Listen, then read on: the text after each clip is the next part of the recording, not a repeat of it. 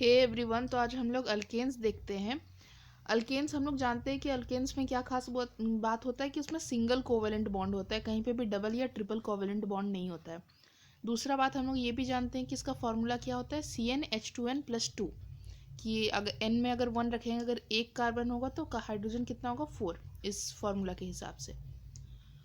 और उसके बाद फिर क्या कि अगर ये कंबशन रिएक्शन इसमें होता है, कंबशन रिएक्शन मतलब कि ऑक्सीजन के साथ रिएक्शन, ठीक है, क्योंकि हम लोग जानते हैं जलने के लिए ऑक्सीजन का होना ज़रूरी है। तो यहाँ पे मीथेन का ऑक्सीजन के साथ रिएक्शन होगा तो कार्बन डाइऑक्साइड और वाटर वेपर फॉर्म होगा। ये सब में अल्केन, अल्कीन, अल्काइन तीनों का तीनों ही जब कंबशन होगा यानी कि ऑक्सीजन के साथ रिएक्ट करेगा तो कार्बन डाइऑक्साइड और वाटर वेपर फॉर्म करता है। इसको पैराफिन्स भी हम लोग बोलते हैं, दूसरा नाम है अल्केन्स का। यहाँ पे कुछ अल्केन्स का एग्जाम्पल दे रखा है, methane, ethane, propane, normal, butane, pentane, इस तरीके से एग्जाम्पल्स दे रखा है। तो ये चीज़ तो हम लोग जानते ही हैं। अब यहाँ पे आता है सोर्सेस ऑफ अल्केन।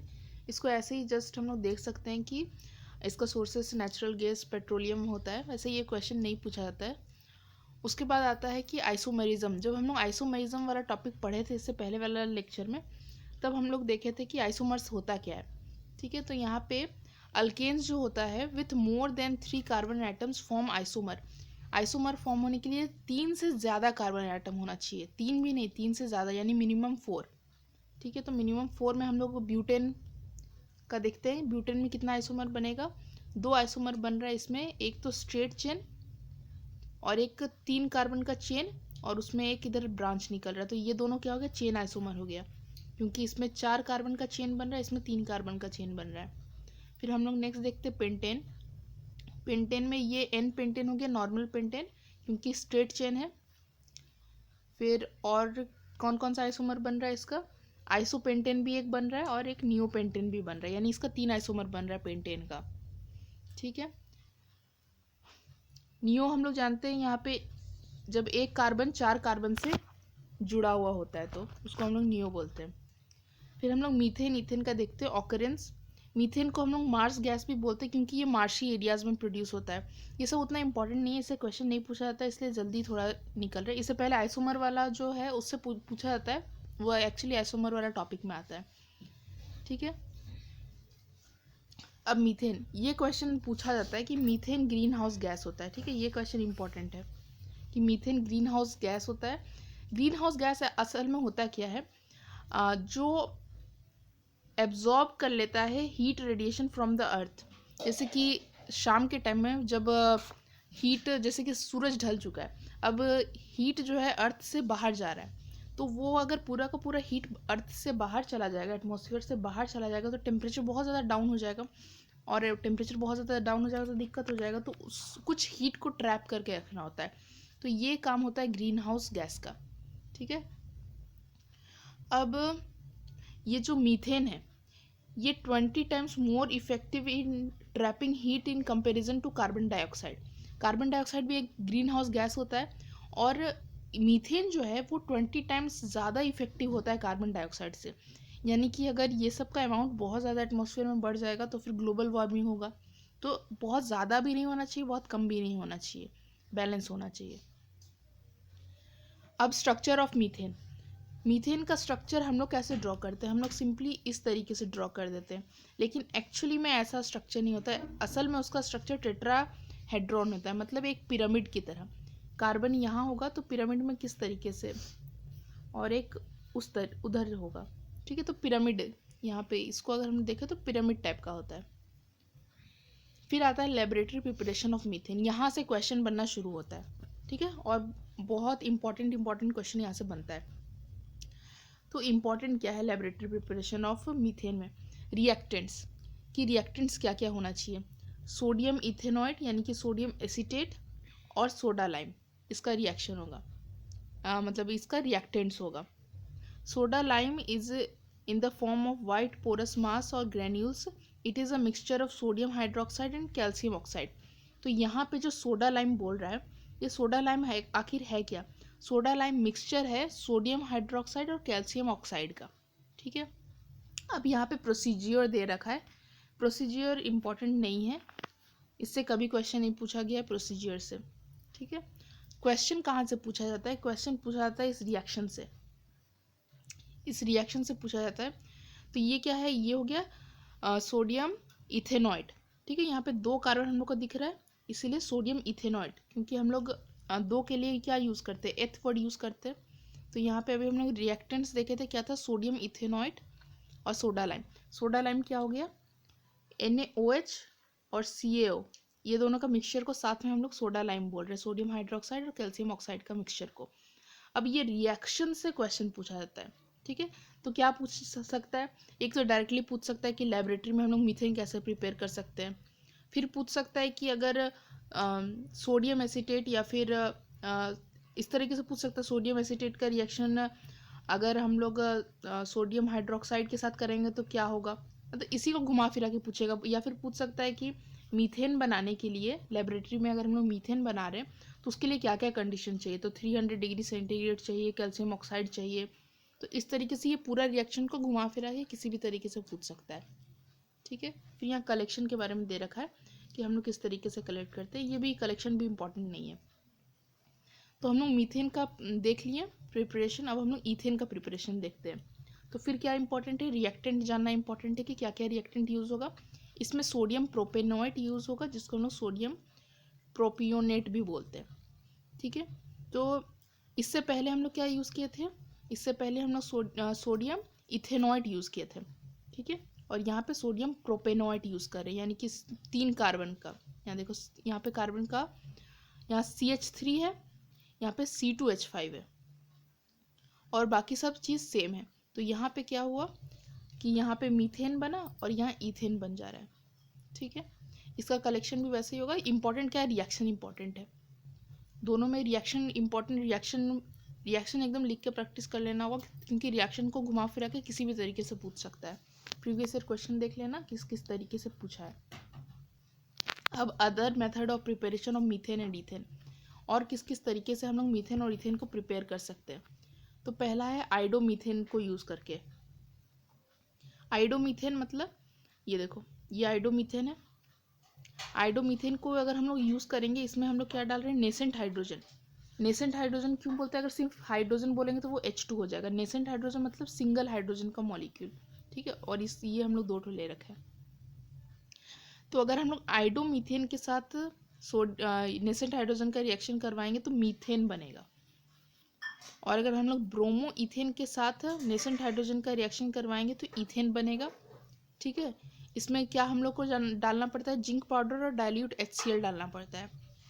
ठीक है, अब इसका भी रिएक्शन बहुत इंपॉर्टेंट है, बहुत बार पूछा गया है। हम इतना बार यहाँ पे ब्लू टिक मारे हैं, असल में हम प्रीवियस क्वेश्चन देख रहे थे, तो ये क्वेश्चन इतना बार रिपीट किया कि एक टिक से हुआ नहीं, हम बहुत बार टिक मार दिए थे। ठीक है, तो ये बहुत बार पूछा है इसका रिएक्शन।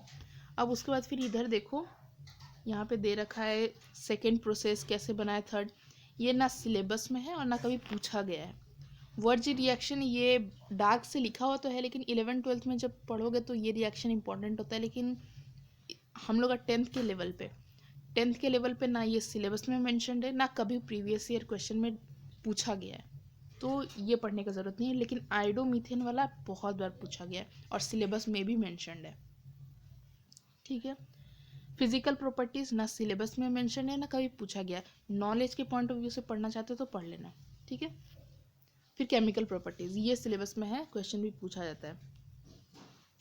अब देखो, मीथेन और ईथेन जो है सैचुरेटेड हाइड्रोकार्बन है, हम लोग जानते हैं, क्योंकि इसमें डबल बॉन्ड और ट्रिपल बॉन्ड तो है नहीं, तो ये सैचुरेटेड है। ठीक है, do not react with basis. ठीक है, ये सच एज सोडियम हाइड्रोक्साइड और विथ ऑक्सीडाइजिंग एजेंट और विथ रिड्यूसिंग एजेंट, ये जल्दी किसी के साथ रिएक्ट नहीं करता है। ठीक है, क्योंकि ये सैचुरेटेड है। ये अनसैचुरेटेड जो होता है, जिसमें डबल बॉन्ड ट्रिपल बॉन्ड होता है, वो आसानी से किसी के साथ भी एडिशन रिएक्शन कर जाता है, लेकिन ये इसके साथ ऐसा नहीं है।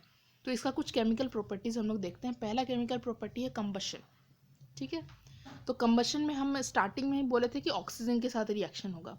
ठीक है, तो कंबशन 2 तरह का होता है, कंप्लीट कंबशन और दूसरा combustion in insufficient supply of air. तो पहले कंप्लीट कंबशन देखते हैं।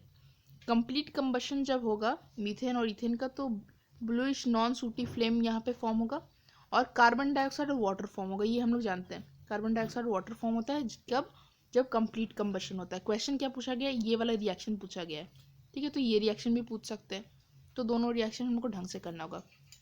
हम लोग को ध्यान क्या क्या रखना है कि कंप्लीट कंबशन में कार्बन डाइऑक्साइड और वाटर वेपर फॉर्म होता है। अगर इनसफिशिएंट सप्लाई ऑफ एयर में कंबशन हुआ तो क्या होगा, तो कार्बन डाइऑक्साइड की जगह कार्बन मोनोऑक्साइड फॉर्म होगा, ठीक है। और हम लोग जानते हैं कि कार्बन मोनोऑक्साइड कितना ज़्यादा ब्लड के साथ एफिनिटी रखता है। अगर ये एक बार हम लोग मतलब सांस ले लेते हैं, अगर हम लोग रूम बंद करके, कोई आग का सोर्स रूम के अंदर है और रूम बंद करके सो गए, तो कार्बन मोनोऑक्साइड फॉर्म हो जाएगा, क्योंकि क्या होगा, इनसफिशिएंट एयर हो जाएगा रूम अगर बंद है तो, और कार्बन मोनोऑक्साइड फॉर्म होगा और हम लोग सोते सोते ही काम खत्म हो जाएगा। तो कार्बन, कभी भी रूम पैक करके आग नहीं जलाना चाहिए। कार्बन मोनोऑक्साइड फॉर्म हो जाता है जो कि हाईली पॉइजनस होता है। ब्लड में अगर एक बार ये चला गया तो फिर ऑक्सीजन फिर कैरी नहीं कर पाता है आरबीसी, ये इतना स्ट्रांगली जुड़ जाता है, ठीक है। तो ये हो गया कंबशन। दूसरा प्रॉपर्टी हम लोग देखते हैं केमिकल प्रॉपर्टी, सब्स्टिट्यूशन रिएक्शन। अब हम लोग ये तो जानते हैं कि ये क्या है, सैचुरेटेड हाइड्रोकार्बन है अल्केन, तो ये तो सब्स्टिट्यूशन रिएक्शन ही शो करेगा, एक को हटा के दूसरा आएगा, ठीक है। तो सब्स्टिट्यूशन रिएक्शन किसके किसके साथ, ये क्लोरीन ब्रोमीन आयोडीन के साथ। फ्लोरीन के साथ क्यों नहीं, फ्लोरीन बहुत ज़्यादा रिएक्टिव होता है, ठीक है, बहुत हाईली रिएक्टिव होता है, इसलिए फ्लोरीन नहीं। क्लोरीन ब्रोमीन आयोडीन के साथ ये सनलाइट या अल्ट्रावायलेट लाइट के प्रेजेंस में रिएक्ट करेगा। तो यहाँ पे देखो CH4 के साथ Cl2 रिएक्ट किया तो सब्स्टिट्यूशन रिएक्शन होगा। क्या होगा कि ये एक क्लोरीन इस हाइड्रोजन को लेके निकल जाएगा और ये दूसरा क्लोरीन इस हाइड्रोजन की जगह आके ऐड हो जाएगा। तो यहाँ देखो, यहाँ पे प्रोडक्ट देखो, HCl अलग हो गया और यहाँ पे जो हाइड्रोजन था उसकी जगह क्लोरीन आ गया, तो यहाँ पे सब्स्टिट्यूशन रिएक्शन हुआ, ठीक है, क्योंकि हाइड्रोजन को हटाया गया और उसकी जगह क्लोरीन आया गया। अब इसी रिएक्शन को हम लोग फर्दर देखते हैं। यहाँ पे देखो प्रोडक्ट क्या बना है, यहाँ पे प्रोडक्ट बना है CHCl3। अब ये CHCl3 ऐसे ही थोड़ी ना रहेगा, हम लोग जैसे कि सपोज एक बकेट लिए हैं, ऐसे ही एग्जाम्पल के लिए बता रहे कि एक कंटेनर है, इसमें CH4 भी है और Cl2 भी है।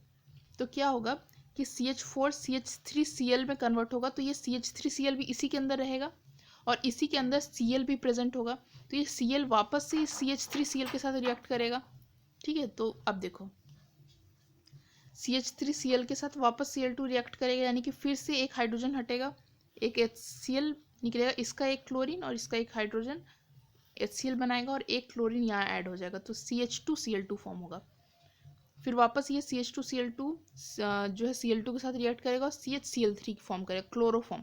क्लोरोफॉर्म पे क्वेश्चन पूछा गया है, ठीक है, तो हम लोग को पता होना चाहिए क्लोरोफॉर्म का फॉर्मूला क्या है, ठीक है। फिर ये जो क्लोरोफॉर्म है वापस Cl2 के साथ रिएक्ट करके CCl4 बनाएगा, फिर ये रिएक्शन रुकेगा, जब सारा हाइड्रोजन हट जाएगा तब ये रिएक्शन रुकेगा।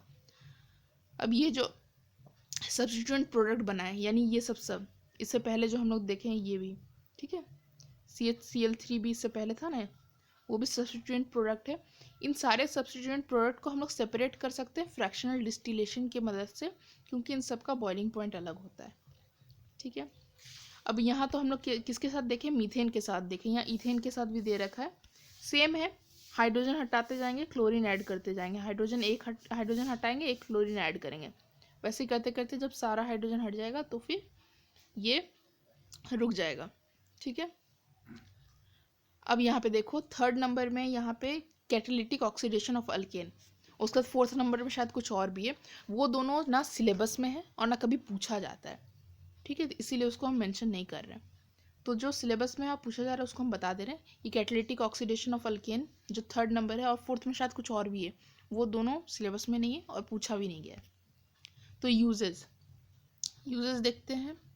मीथेन जो है वो कार्बन मोनोऑक्साइड का सोर्स है, हाइड्रोजन का सोर्स है, ये तो हम लोग रिएक्शन ही देखे थे, ठीक है। डोमेस्टिक फ्यूल की तरह यूज़ होता है, प्रिपरेशन में हेल्प होता है, किस किस चीज़ का, इथाइन का प्रिपरेशन, मिथेनॉल का, मिथेनॉल का, इस तरीके का प्रिपरेशन में हेल्प करता है।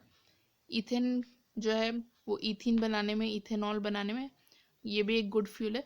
तो कोई एक या दो यूज़ पढ़ लेना, ठीक है, क्योंकि सिलेबस में है और क्योंकि पूछा भी गया है क्वेश्चन यूजेज से, ठीक है, तो इसीलिए पढ़ लेना यूजेज, ठीक है। तो यहाँ पे हम लोग का अल्केन ख़त्म हो जाता है, उसका अल्कीन अल्काइन हो जाएगा, तो ये चैप्टर कंप्लीट हो जाएगा, ठीक है।